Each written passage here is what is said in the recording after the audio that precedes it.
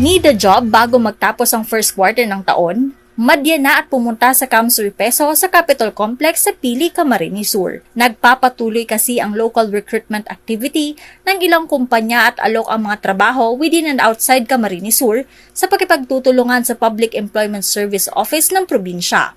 Isa sa mga nag-walk-in si Eric Lavelas na halos isang taon na ring natenga. Nakulang tabang po ang program kang Villaperti sa mga mayong mga trabaho.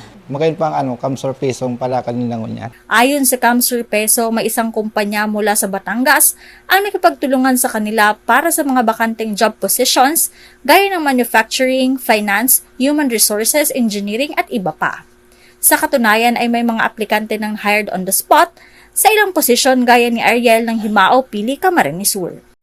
Sa una po, nakakaba. Na-assist din po kami ng maayos at ayun, nandito po sa interview at nakapasa po. Magpapatuloy daw ang ganitong local recruitment activity upang mailapit pa ang mga job seekers from Camarines Sur sa mga kumpanyang naghahanap ng trabaho at isa sa mga prioridad ng provincial government ng Camarines Sur sa pamumuno ni Governor Luigi Villapuerte, Congressman Al Rey at Congressman Migs Villapuerte.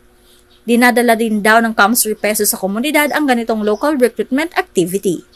Doon sa mga ating mga job seekers na naghahanap po ng trabaho, mapa-local man yan o mapa-abroad, just visit our office or you could browse our Facebook page. It's Kamsur-Peso kasi yun naman po yung aim ni Governor Luigi, lapitan yung ating mga barangay para dalhin naman po yung ating mga programa, lalong-lalo na sa hindi po nakakapunta dito sa Kapitolyo.